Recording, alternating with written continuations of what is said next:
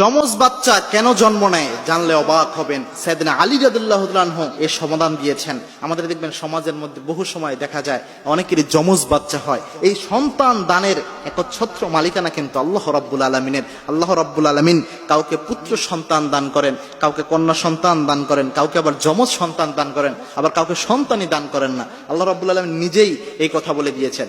আল্লাহ রাব্বুল আলামিন জানিয়েছেন, ইয়াহাবু লিমান ইয়াশাউ ইনাসাও ওয়া ইয়াহাবু লিমান ইয়াশাউ যুকুর। আমি আল্লাহ রাব্বুল আলামিন যাকে চাই পুত্র সন্তান দান করি, যাকে চাই কন্যা সন্তান দান করি। আবার ওয়াইয়াজআলু মান ইয়াশাউ আকিমা।